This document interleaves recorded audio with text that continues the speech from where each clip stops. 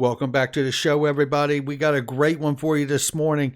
Massive news coming from Ripple and PolySign this morning, and we're going to get into that. PolySign subsidiary company Standard Trust has Standard Custody, has a big announcement, and we're going to cover that. We're also going to talk about massive news for Ripple as they add a new member to the board, and it is massive.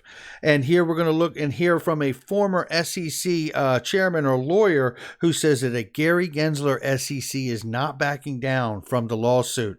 And Bitcoin's got more trouble on the horizon, and Flair's got some good news. Let's roll that beautiful intro.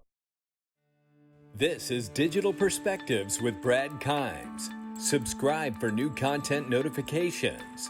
Now, here's Brad Kimes. Come on in. Welcome back to the show, everybody. The numbers are brought to you by Link2 this morning.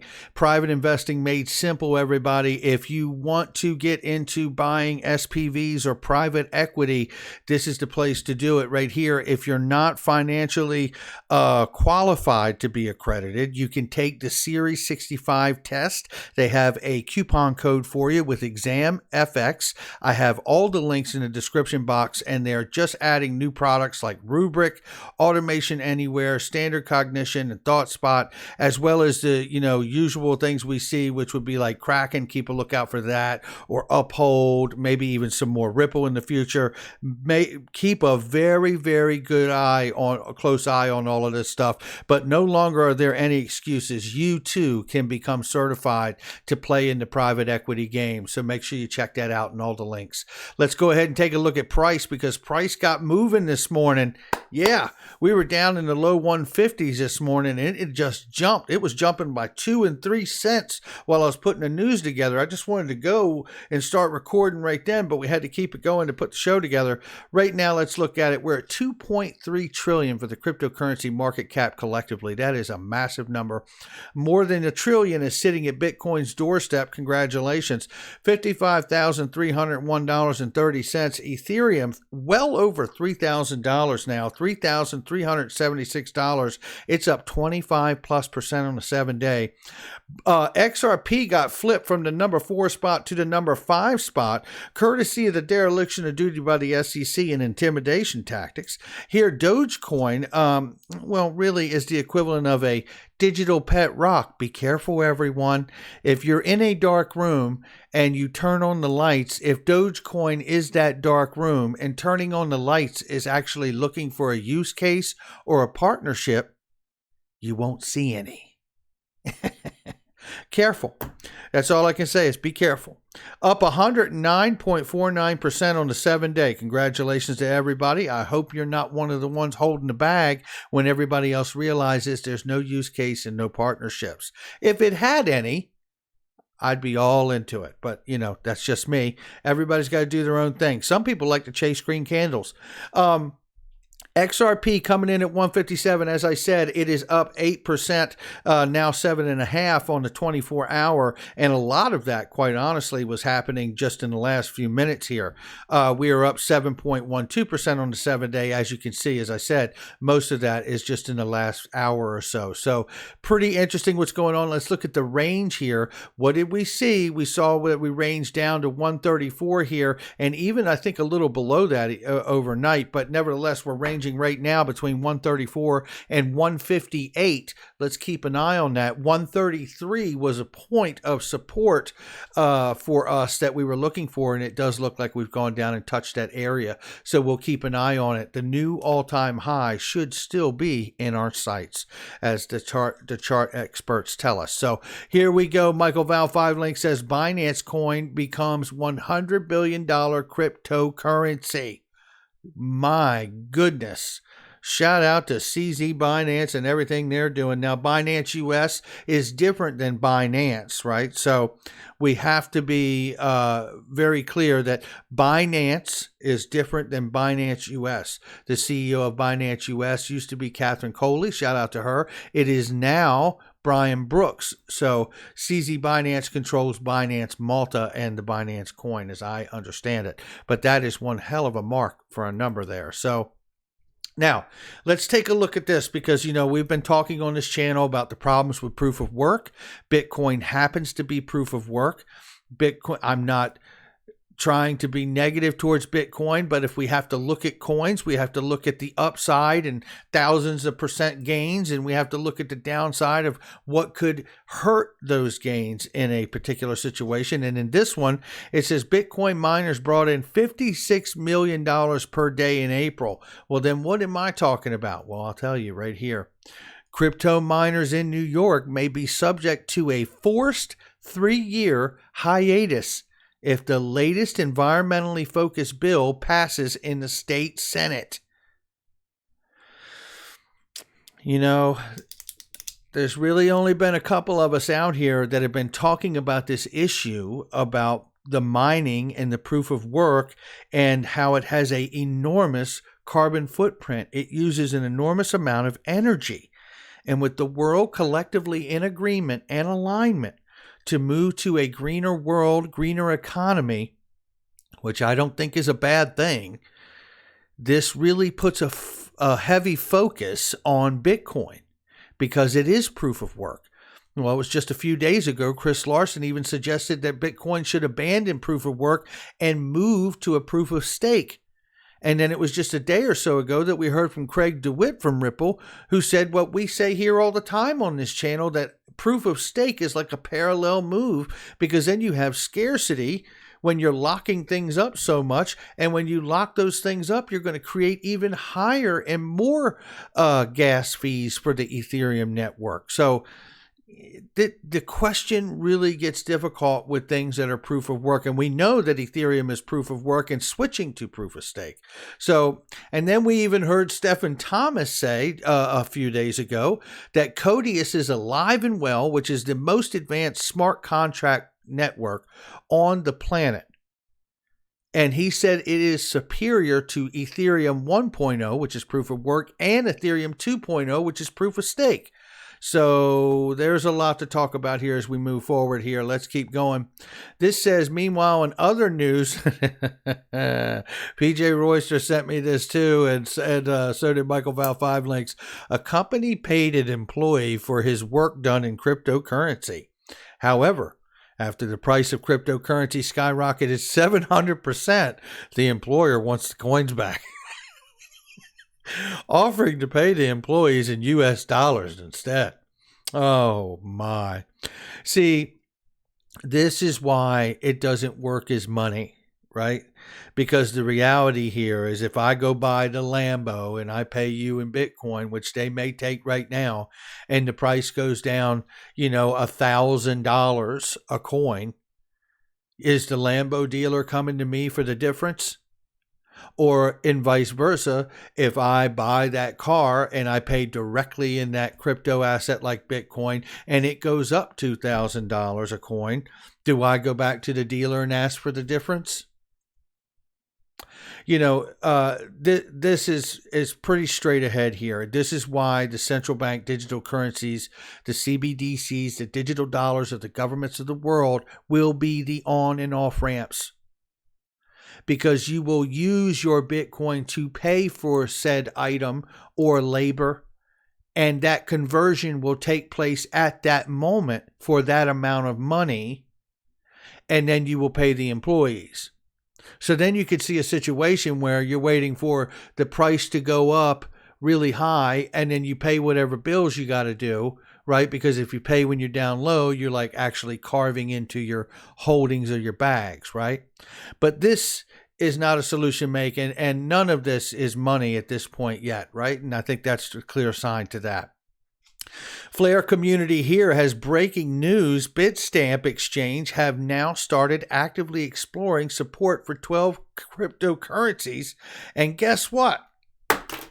Spark token is one of them. Yeah, that's right. FLR, which has always been amazing to me that it's called the Spark token, but it's represented with the letters FLR. I'll leave it there. But nevertheless, I think it's great news for Flare Networks, and I think it's even better news for the idea of anybody holding Flare for what could potentially happen to the price of the coin, not financial advice. Now, let's go on and take a look here. We have so much to go over today. I'm going to try to keep this as tight as possible. Now, this is an article here that begs the question of what we just touched on. DeFi may lead to a paradigm shift, says the Federal Reserve Bank paper. Oh, and the first knee-jerk reaction you have is, yes, that's true. And it is. I believe it is. I believe DeFi will be bigger than crypto itself. And I don't think that's a far stretch at all. But now here, when you look at this, they go into this and you're thinking, boy, this is really positive. And then they start talking about, the Federal Reserve Bank of St. Louis has delved into the expansion of decentralized finance and Ethereum's role in it. Well, we've heard from people from Ripple. We've heard from many other people about proof of work and proof of stake. It doesn't work. It doesn't work. It is, in fact, the most developed smart contract network to date because it was really the first main one out there.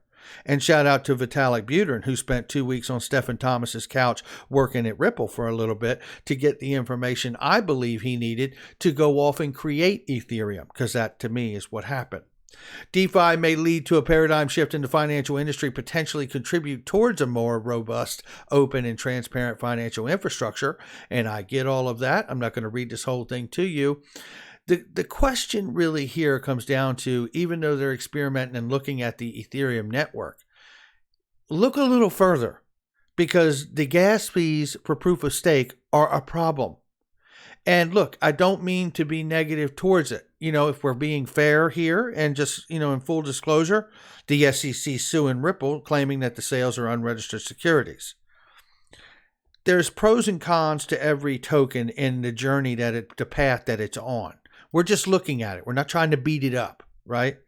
The reality is, if somehow they could fix that situation, Ethereum's network would be incredible if you could get the gas fees down and keep them down, right? So we'll see what happens with that. We don't know, but we'll see.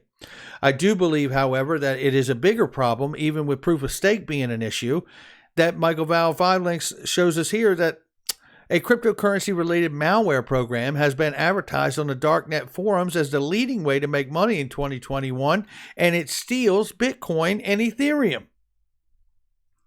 I think someone at the Federal Reserve Bank of St. Louis might want to slow down and dig a little deeper. Former SEC lawyer claims agencies not turning back on lawsuit against Ripple. Now this, we do have the Sunshine Act meetings for the SEC tomorrow. I don't know if we will learn anything from that publicly, but we will certainly see if there is anything available. However, this comes from Linda Yang, who is a Georgetown law professor who was a part of the Securities Exchange Commission's Trading and Marketing Division in 2008-2009, told Roll Call, which I believe is Dr. Chris Brummer's podcast. Shout out to him. She said that Yang, however, is disappointed by the fact that the agency took the company to court after many years since the introduction of the product, channeling the defense's argument. She believes that it's taking a toll on the regulator's credibility, which is true. She further states that the former SEC chairman, Jay Clayton, bringing enforcement action as his final act before leaving the agency, made the decision seem political, and it sure did, and if not, the personal gain possibly. Discovery battles, while Ripple signaled that it would give its settlement talks another try with the new administration, Gary Gensler's SEC is evidently pushing ahead with the lawsuit. The two parties are currently engaged in nasty discovery fights. Ripple is asking the court to prevent the SEC from sending memorandum of understanding requests for foreign regulators, while the agency is seeking to bar the defendants from accessing the internal staff communications. Meanwhile, Magistrate Judge Netburn has granted the SEC motion to file a single opposition brief. The CEO, Brad Garlinghouse, and co-founders Chris Larson's twin motions to dismiss the lawsuit. That we will see. Here we have more information here. It says Ripple has published a vacancy for an expert that has over 5 years experience, and listen to this, in corporate development, investment banking, and or venture capital. This person will accelerate Ripple's mission regarding strategic investments and acquisitions. It doesn't seem like they feel too affected by this lawsuit, does it? Because they just don't stop growing. And I tell you, and with the price we've seen, no matter what, with the price corrections and pullbacks that we've witnessed, since this lawsuit, XRP price has really done nothing but overall generally come up in price. I have to wonder, at this rate, should we be suing Ripple, like 3 more times for 3 more different market regulators? We could be like to $10 in 2 weeks. It's just incredible to me. But I think it's remarkable the confidence that Ripple has, knowing that they have a job to do and they plan on doing it. Ripple Giant has published a vacancy for an expert, has over 5 years experience for corporate development, investment banking, and venture capital. And I think we know this person will accelerate the Ripple mission regarding strategic investments and acquisitions. Now, it gets better, because we got big breaking news. Now, you might remember when Craig Phillips joined Ripple, he was from the Treasury. You might remember when Michael S. Barr and his time at Ripple, and he came from the Treasury. And you might even remember Susan Friedman, who also spent time at the U.S. Treasury before joining Ripple. But here's the breaking news, ladies and gentlemen, from Credible Crypto here. If you are still doubting Ripple and XRP, I'm sorry to break it to you, but you're not going to make it. Congratulations to Rosa Gumatao Rios, the 43rd Treasurer of the United States, has just become a member of Ripple's board of directors, and Christina Campbell as a CFO. Wow, this is remarkable. This is from DAI's tweet, shout out to Digital Asset Investor, that shows the $100 bill with Rosa Gumatao Rios' name right on it. And now she's working at Ripple. Who in the world would have a lifetime career opportunity to be at the Treasury? That is a life accomplishment to get such a job. Who would ever leave that position and go somewhere like Ripple, knowing that the SEC is suing them, and take that risk to her career and say, you know what? I don't want my name to be on the $100 bill anymore. I want to go to work for Ripple, who's being sued by the SEC. Okay. It's at this point, you either get it or you don't get it. To me, we also covered here on the channel, and I did another video on it yesterday, about how XRP is a sleeping giant. Please go watch that video. I show in that video Charles Gasparino from Fox News asking Hester Peirce from the SEC what is really going on here. Is Gary Gensler waiting to hear from the Treasury? Because when the news network asked the administration, the current presidential administration, who to talk to about crypto, they were pointed to, wait for it, the U.S. Treasury. Now, I've been saying for a lot of years that FSOC, the Financial Stability Oversight Council, is a regulatory agency connected to the U.S. Treasury, where this lady came from. And they have the ability to deem things systemically important. By the way, is anyone remotely close to this level of professionalism and connected to government agencies at Dogecoin? Just thought I'd ask. All right, so at the end of the day, I start saying to myself, now this is my personal perspectives. I'm not trying to sell a used car. But to me, it is absolutely obvious. It is absolutely obvious to me that this lady is coming over there because they're going to regulate the living daylights out of XRP, and they want it to be compliant and the way it needs to be in alignment with the U.S. Treasury, because XRP is going to be controlled at least, or possibly the escrow controlled by the U.S. Treasury. Now, do we know that? No, we don't. But that is my speculation, and it has been for a long time. And as far as I'm concerned, this is more evidence of it right here. So now, we got even better news. We get bigger news. PolySign is thrilled to announce that their subsidiary, Standard Custody, has received its charter to operate under New York State banking law as a regulated qualified custodian for financial institutions. Come on in. What does it mean? Well, you couple this with the idea that Brian Brooks, in his tenure at the Office of Comptroller of Currency, had issuances that the federally chartered banking system could do what? Custody digital assets. And what do we see here? PolySign subsidiary Standard Custody getting a banking license so it can custody for financial institutions. Are you not seeing this? Is this... Hello? Hey. Is this on? Hello?